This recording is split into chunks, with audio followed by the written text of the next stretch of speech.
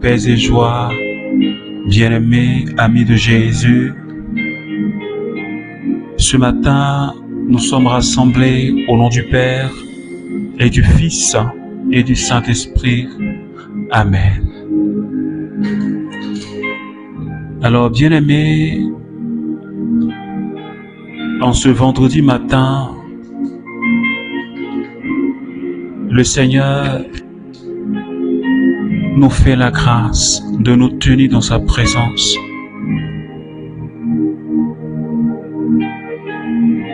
Depuis le début de cette semaine, le Seigneur nous a donné chaque jour la force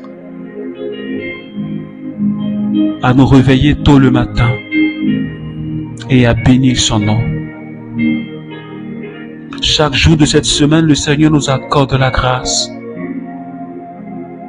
de méditer sa parole sur un thème précis. Alors, bien-aimés, ce matin, nous allons dire merci au Seigneur. Nous allons lui dire merci, comme chaque jour nous le faisons. Ce matin, je ne sais pas trop comment est-ce que tu t'es réveillé. Peut-être que ta nuit a été un peu agitée. Peut-être que tu n'as pas trouvé le sommeil comme il se devait. Ou peut-être que à cause de ton état de santé, tu n'as vraiment pas pu te reposer comme il se doit. Mais ce matin, si tu as pu te réveiller, c'est vraiment par pure grâce. Et je crois que cela doit être pour nous une occasion de dire merci à Jésus. Parce que se réveiller les matins, comme j'ai l'habitude de dire, n'est vraiment pas une évidence. Mais si ce matin, le Seigneur nous a réveillés, toi et moi, membres du renouveau charismatique, et toi qui pries avec moi ce matin, je voudrais que de là où tu es, élève la voix et commence à dire merci à ton Dieu. Même si tu t'es réveillé en sursaut ce matin, même si tu t'es réveillé angoissé ce matin, même si tu t'es réveillé avec le cœur alourdi ce matin, même si tu t'es réveillé avec la peur ce matin, même si tu as fait un cauchemar, que tu t'es réveillé le cœur rempli d'angoisse ce matin, mais le fait que tu es vivant, le fait que tu peux m'entendre, le fait que tu peux voir, que tu peux parler, que tu peux sentir des odeurs, que tu peux faire des mouvements, tu peux te déplacer. Je crois que c'est le signe de la fidélité de Dieu dans ta vie. C'est le signe de la présence de Dieu dans ta vie, le signe de la bonté de Dieu dans ta vie. Alors, en dépit de tout ce que tu as vécu, je voudrais quand même que tu dises merci au Seigneur. Parce que lui, Jésus, il a payé le prix sur la croix à Golgotha pour toi et pour moi, afin que nous puissions non plus marcher selon notre propre chair, non pas poser des actes pour nous plaire à nous-mêmes, mais que nous puissions être capables de vivre en disciples. C'est pourquoi ce matin, bien-aimé, je t'invite à parler à Jésus. Dis-lui quelque chose, s'il te plaît, bien-aimé. Dis-lui ce petit mot, merci. Seigneur, merci pour la respiration que tu me donnes ce matin. Tu m'as réveillé, tu as réveillé tous les membres de ma famille. Je te bénis pour cela ce matin, Jésus. Tu es vraiment le Dieu qui prend soin de moi. Tu prends soin de tes enfants, Seigneur. Merci de veiller sur tous mes frères et sœurs du renouveau charismatique. Je te remercie pour la vie de tous et de chacun. Merci infiniment, Seigneur, pour tous ces frères et sœurs qui prient avec nous les matins. Pour la force que tu nous donnes. Pour la joie que tu nous donnes. Parce qu'un seul jour dans tes pavis vaut mieux que 1000 passés ailleurs. Et ce matin, je me sens bien dans ta présence. Seigneur, je me sens bien dans ta présence. Je bénis ton nom parce que, Seigneur, je sais que chaque jour que nous prions, Seigneur, tu relâches des grâces et des bénédictions en abondance sur notre vie. C'est pourquoi, Seigneur, ce matin, je me réjouis. C'est pourquoi j'ai la force de prier les matins. C'est pourquoi j'ai la force, parce que je sais que je ne vais pas à la rencontre d'un humain, mais celui vers qui je vais, c'est le Dieu vivant, le Dieu capable de transformer ma vie, le Dieu capable, Seigneur Dieu, de me combler de grâce et de bénédiction, le Dieu qui me bénit, le Dieu que j'aime tant. C'est pourquoi, ce matin, Jésus, je ne peux me taire dans ta présence. Bien-aimé, je ne voudrais pas que tu te taises dans la présence de Jésus. Je voudrais que tu lui parles. Rends grâce à ton Dieu pour tout ce qu'il a fait. Même si tu as vécu des moments difficiles depuis le début de cette semaine, même si tu vis à présent, pendant que je parle, des moments difficiles, rends grâce à Dieu. L'apôtre Paul a dit, en toutes circonstances, que la circonstance soit difficile, douloureuse. Mais l'apôtre Paul nous recommande que dans toutes les circonstances de notre vie, nous devons rendre grâce. Nous devons dire merci à Dieu. Parce que tout concourt au bien de ceux qui l'aiment. Tout concourt au bien de ceux qui aiment Dieu. Je ne peux pas savoir à présent ce que je vis. Je ne peux pas comprendre pourquoi je vis cela. Mais Dieu, lui, le sait. C'est pourquoi ce matin, Seigneur, je me prosterne devant toi pour t'adorer, pour te dire que tu es ma forteresse. Seigneur, tu es ma raison de vivre. En dehors de toi, je n'ai aucun autre Dieu. Est-ce que quelqu'un peut le dire ce matin? Est-ce que tu peux le dire ce matin? Si vraiment Jésus est ta raison de vivre, s'il est le seul, si Jésus est le seul espoir que tu as, s'il est ton trésor le plus précieux, est-ce que tu peux le lui dire ce matin? Je voudrais que tu dises à Jésus ce qu'il est pour toi en réalité ce matin. Qui il est pour toi? Dis-le, bien-aimé. Mon frère, qui il est pour toi? Ma soeur, qui est Jésus pour toi? Je voudrais que tu le dises ce matin. Je voudrais que tu le lui dises. Seigneur, tu es ma force. Quand je suis faible, c'est toi qui viens me soutenir. C'est toi qui me donnes la joie dans le cœur. Quand des moments difficiles se présentent à moi.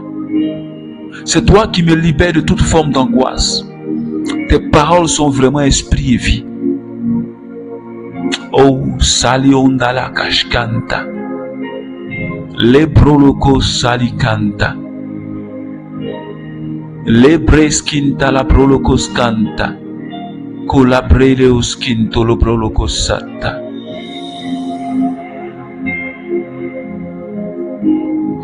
Alors, bien-aimé, ce matin,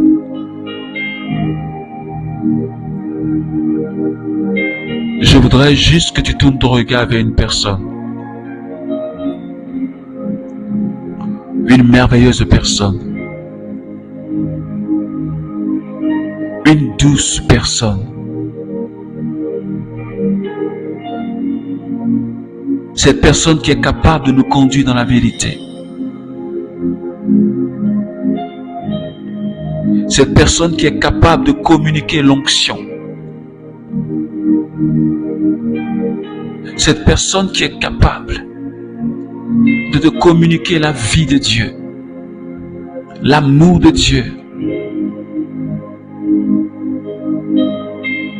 Je veux parler du Saint-Esprit. Comme un serviteur de Dieu, un saint pouvait le dire. Le but de la vie chrétienne, c'est l'acquisition du Saint-Esprit. Et ce matin, je voudrais que nous puissions prendre ce temps pour glorifier le Saint-Esprit. Je veux juste que tu lèves les mains de là où tu es et que tu commences à parler à l'Esprit de Dieu. Je ne sais pas dans quelle langue est-ce que tu veux parler au Saint-Esprit, mais peu importe la langue, parle-lui s'il te plaît. Dis-lui quelque chose, parce qu'il est déjà présent au milieu de nous, et je voudrais que tu lui adresses ta prière. Demande sa présence, demande sa force. Demande ce matin qu'il prenne le contrôle de ta vie, de tout ce qui te concerne, de tout ce que tu vas faire durant cette journée. Ton travail, ton commerce, tes activités professionnelles, tout ce que tu vas entreprendre tout au long de cette journée. Je voudrais que tu dises au Saint-Esprit, prends le contrôle ce matin. Saint-Esprit, je viens pour m'abandonner entre tes mains. Parce que sans toi, je ne peux rien faire.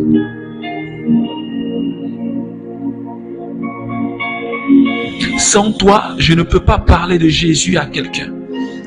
Sans toi, ces temps de prière sont vides et ne peuvent porter du fruit. Sans toi, Seigneur, je ne peux rien faire. Tu es notre soutien. Tu es le soutien du renouveau charismatique. Tu es le soutien de quelqu'un qui prie avec moi ce matin. Esprit de Dieu. Lebrolokon salaka. Shimola breskinta la bralaka. Shibolobro solo konta la yo kontolo braliki. Lebroloko salakandarios kontalaka. Kolibreski riondolo kolaka. Mukasi kolokola brala kishkintolo brolokoski. Le masake. Le kolobroloko saka. Makasi kereberebere. Shiboloboro labrekos kanta. Shibrokos kanta rioska. Le brokos kalaki. Shibere kolobrolokon talaiki. Esprit de Dieu, je te dis merci ce matin pour ta présence dans ma vie, pour ta présence dans la vie de quelqu'un qui prie avec moi ce matin. Merci Saint-Esprit de toucher quelqu'un. Merci parce que tu es en train de localiser quelqu'un ce matin. Oh, merci Saint-Esprit pour ta présence qui est en train de nous envahir, pour l'onction que tu es en train de déployer ce matin. Alléluia. Merci Saint-Esprit de Dieu. Merci pour ta présence. Merci pour ta force. Merci de fortifier la vie de quelqu'un ce matin. Quelqu'un qui était comme découragé. Quelqu'un qui avait comme perdu de l'espoir. Quelqu'un qui n'avait plus assez de force pour prier. Mais ce matin, tu es en train de renouveler. Tu es en train de régénérer cette personne. Tu es en train de lui donner de l'espoir. Tu es en train de lui donner la paix qu'elle n'avait pas. Tu es en train de lui donner la joie qu'elle n'avait pas. Le sourire qu'elle n'avait pas. Parce que tu restaures son âme. parce que tu restaures sa vie. Je te remercie, Seigneur, pour ce que tu es en train de faire dans la vie de cette personne ce matin. Merci pour ta présence et l'amour que tu es en train de communiquer. Et molaka salikolo bloka sikentaleoko. Le brala kashali kontolobros. Lion sola kashike le brolokos kanta. Le broko salikenta laos konta la kasata. Merci Seigneur Esprit Saint pour ta présence. Merci Seigneur, Esprit de sainteté. Alors bien-aimé, ce matin, je voudrais que tu restes connecté à la présence du Saint-Esprit. Le Seigneur nous donne une merveilleuse parole ce matin, tirée de Jean chapitre 13, les versets 34. Alors, je lis la parole de Dieu. Je vous donne un commandement nouveau. Aimez-vous les uns les autres comme je vous ai aimé. Aimez-vous les uns les autres. À ceci, tous vous reconnaîtront pour mes disciples, à l'amour que vous aurez les uns pour les autres. Alors, bien-aimés, ce matin, ce texte que le Seigneur nous donne, il est merveilleux. Et pour toi qui viens de nous prendre en marche ce vendredi, depuis le début de cette semaine, le Seigneur est en train de nous conduire dans une marche avec lui. Et il nous a donné une parole merveilleuse qui conduit cette semaine. Il dit, si quelqu'un veut venir à ma suite, si quelqu'un veut marcher à ma suite, qu'il renonce à lui-même, qu'il prenne sa croix et qu'il me suive. Et tout au long de cette semaine, notre intention principale était de prier pour que nous soyons de véritables disciples. J'allais même dire des disciples authentiques. Ceux-là même qui seront affermis, qui seront bien formés pour faire comme le maître. Car le disciple, n'étant pas supérieur au maître, mais il peut, à cause de la formation qu'il reçoit de son maître, à cause des instructions qu'il reçoit de son maître, il peut devenir comme son maître.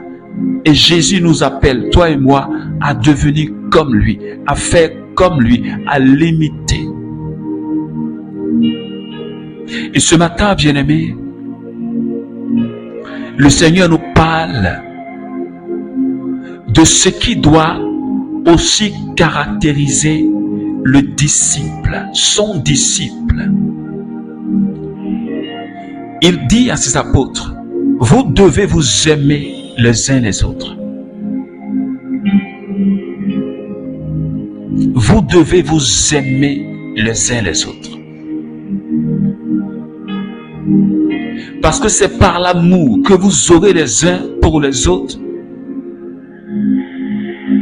C'est en cela qu'on reconnaîtra que vous êtes mes disciples. Alléluia. C'est pourquoi ce matin je dis à quelqu'un, nous devons, toi et moi, si nous disons que nous sommes des élèves de Jésus, la Bible dit que Dieu a tant aimé le monde qu'il a donné son Fils, afin que quiconque croit ne périsse pas, mais qu'il ait la vie éternelle. Notre Père est le Dieu d'amour. Jésus-Christ a dit, il n'y a pas de plus grand amour que de donner sa vie pour ceux qu'on aime. Et il s'est donné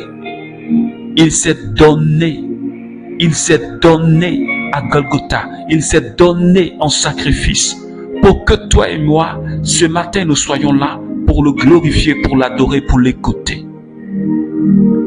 Et il est le Dieu plein d'amour et de miséricorde.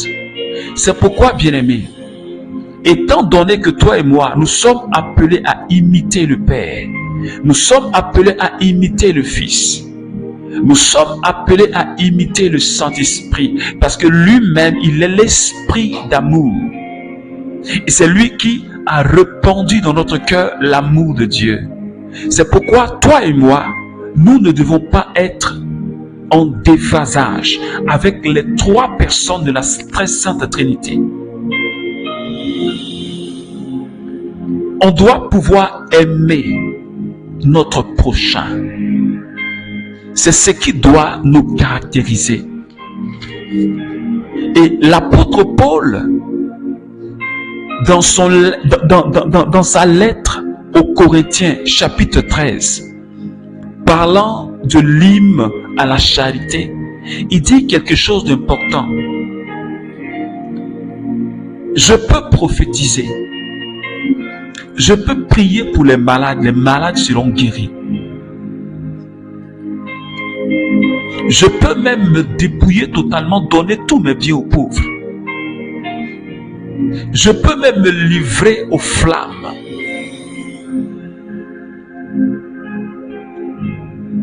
Je peux distribuer tous mes biens aux affamés. Livrer mon corps aux flammes. Je peux même connaître tous les mystères du royaume dans leur profondeur. Mais Paul dit, si je n'ai pas l'amour, je n'y gagne rien. Si je n'ai pas l'amour, tout ce que je fais, c'est comme une cymbale retentissante. Et le son qu'elle émet, on ne comprend rien dedans. Est-ce que quelqu'un me comprend ce matin? Je suis en train de te dire, je suis en train de me parler à moi-même, que nous devons nous aimer les uns les autres. Quand je vois mon frère, je dois être capable de l'aider si je le peux. Je dois être capable de le réconforter si je le peux. Je dois être capable de prier pour mon frère. Parce que tous les actes que nous posons, hier nous avions vu, Jésus a dit, il faut que vos œuvres brillent devant les hommes pour que le nom du Père soit glorifié. Mais toutes les œuvres que nous posons, toutes les actions que nous posons, toutes ces actions-là doivent être accompagnées par l'amour de Dieu. Parce que s'il n'y a pas l'amour, si l'intention, une bonne intention n'anime pas les actes que nous posons, tout ce que nous faisons là, ça n'a aucun fruit, cela n'aura aucun impact. Autrement dit, on va se fatiguer pour rien. C'est pourquoi je dis à quelqu'un ce matin, je parle à un membre du renouveau charismatique. J'ai l'habitude de dire, la vie chrétienne, ce n'est pas seulement du riz-baba et du riz-bobo, mais c'est aussi les actes qu'on pose. Et comme Jésus nous l'enseigne ce matin, c'est par votre amour les uns pour les autres qu'on reconnaîtra que vous êtes vraiment mes disciples. Alors ce matin, je voudrais poser la question à quelqu'un. Est-ce que quand tu regardes ta vie, est-ce que tu penses, depuis le début de cette semaine jusqu'à ce vendredi, est-ce que tu crois que tu es vraiment un disciple du Christ? Est-ce que tu aimes vraiment ton prochain? Est-ce que cette jeune fille que tu emploies comme nounou, comment est-ce que tu t'occupes d'elle? Comment est-ce que tu la traites?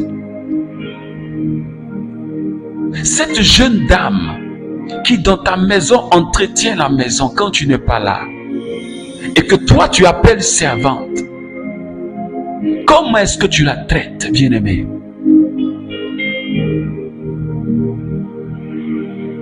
Toi qui te dis tu es patron, tu es le premier responsable de cette entreprise, comment est-ce que tu traites tes ouvriers? Est-ce que tu ne les méprises pas? Est-ce que tu ne les insultes pas? Est-ce que tu ne les traites pas comme des personnes qui n'ont aucune valeur?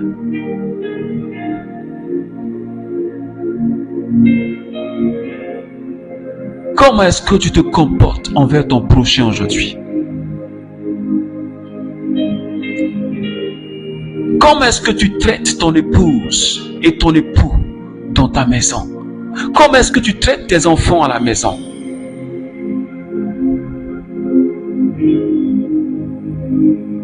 Le Seigneur ce matin nous demande d'examiner. Parce que l'apôtre Paul, quand il continue le texte sur l'hymne à l'amour, il dit: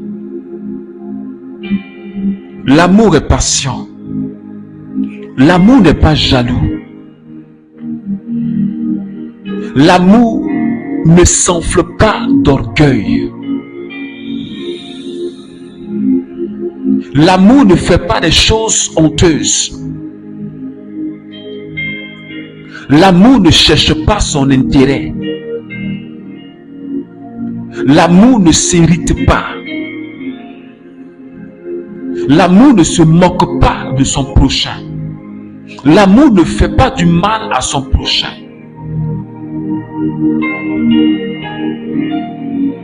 Est-ce que quelqu'un me comprend ce matin?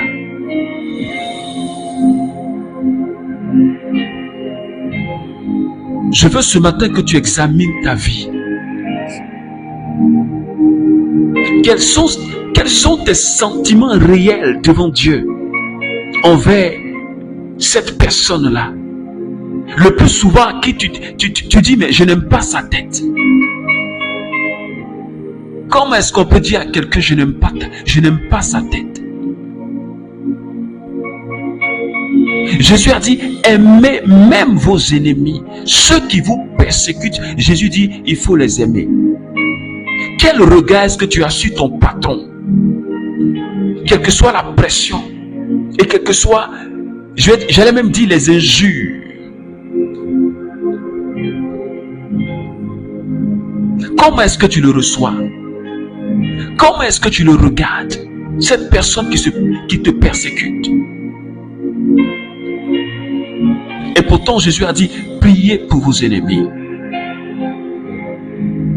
Dans le livre des Proverbes, il est dit ceci: quand ton ennemi a faim, donne-lui à manger. Quand il a soif, donne-lui à boire. C'est une manière de déposer sur sa tête des braises de feu. Comment est-ce que, bien-aimé, tu peux comprendre quelqu'un qui, dans un accident, a écrasé la fille de quelqu'un? Il a écrasé la fille d'un pasteur. Un chauffard. Et à ce chauffard-là, le pasteur prêche la bonne nouvelle de Jésus. Et il devient par la suite un disciple de ce pasteur, un membre de son église. Comment est-ce que tu peux comprendre cela? Comment est-ce que tu peux comprendre que quelqu'un qui marche sur ton pied, comme Sainte Thérèse de l'Enfant Jésus, qui était éprouvée par la première responsable du couvent où elle était, et elle demande à Sainte Thérèse, mais pourquoi est-ce que on te persécute, mais tu souris tout le temps? Et Sainte Thérèse te dit, quand je te regarde, je vois en toi le Christ. Est-ce que quelqu'un me comprend ce matin? Jésus nous demande de ne pas vivre comme les hommes de ce monde. Il dit, si votre justice ne surpasse pas, ne dépasse pas la justice des pharisiens, vous ne pouvez pas entrer dans le royaume de Dieu. C'est une vie extraordinaire. aimer son ennemi, prier pour quelqu'un qui te persécute.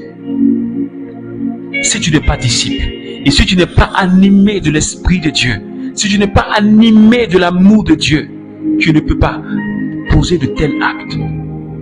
C'est pourquoi la Bible dit,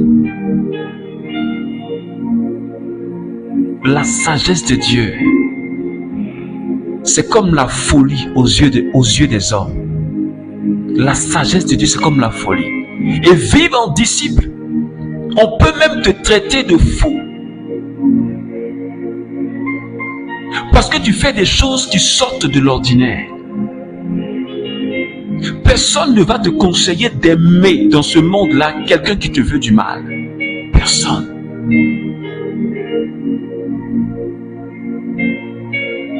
C'est pourquoi, bien-aimés, en cette fin de semaine, je crois que le Seigneur nous a vraiment parlé.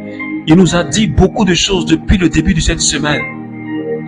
Et je crois que chacun de nous a pris conscience du rôle que nous avons dans notre société, du rôle que nous avons dans ce monde, à le transformer comme sel et lumière. Et ce matin, je voudrais vraiment que toi et moi, nous puissions prendre conscience de cette mission que le Seigneur nous confie. Elle est tellement importante. J'allais dire même que la destinée du monde est entre nos mains. Ce que le monde doit devenir est entre les mains des chrétiens, de ceux qui sont les partisans du Christ. Je ne sais pas si quelqu'un essaie de voir dans son esprit la grandeur de cette mission, l'importance de cette mission. C'est pourquoi ce matin nous allons encore prier le Seigneur. Peut-être que jusque-là, tu ne t'es pas encore comporté en disciple véritable. Ou tu as peut-être peur de témoigner ou d'affirmer ta foi ou de briller dans ce monde. Mais ce matin, nous allons tous demander encore la force au Saint-Esprit afin qu'il puisse nous aider dans cette mission. Alors ce matin, ouvre la bouche et commence à parler. Demande au Saint-Esprit, comme la Bible dit en Éphésiens chapitre 3, verset 16, l'homme intérieur se fortifie par la puissance du Saint-Esprit. Et je voudrais ce matin que tu demandes au Saint-Esprit de fortifier ton être intérieur par sa puissance.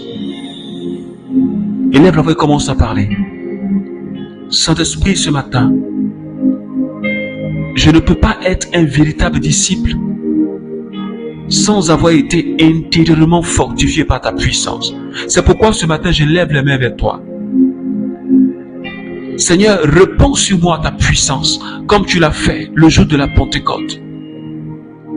Fortifie mon être intérieur, afin que cette vie de disciple à laquelle tu m'appelles, Seigneur, je puisse vivre cette vie-là, Seigneur, comme tu le veux. Je prie pour que, Seigneur, tu puisses toucher ma vie, toucher la vie de quelqu'un qui prie avec moi, toucher tous mes frères et sœurs du renouveau charismatique, pour que nous soyons des disciples selon ton cœur, pour que nous puissions impacter notre monde et le transformer, Seigneur. Merci Jésus pour tous tes bienfaits. Merci de bénir cette journée que nous allons passer. Nous te la consacrons, Seigneur Esprit Saint. Que ton nom soit glorifié par notre vie. Merci Seigneur. Alors bien-aimé, que la grâce et que la paix de notre Seigneur soient avec toi. Je te souhaite de passer un excellent week-end avec le Saint-Esprit. Je t'invite aussi à partager ce temps de prière si cela t'a fait du bien. N'oublie jamais, jamais de partager. Et nous allons donner rendez-vous pour la semaine prochaine. Et nous continuerons avec un autre thème. Si le Seigneur le veut. Alors que Dieu te bénisse. Au nom du Père et du Fils et du Saint-Esprit. Amen. Écoute ceci. Ces projets pour moi restent les meilleurs. Projets de bonheur et non pas de malheur. 1000 tombent à mon côté, 10 000 à ma droite. Je ne suis pas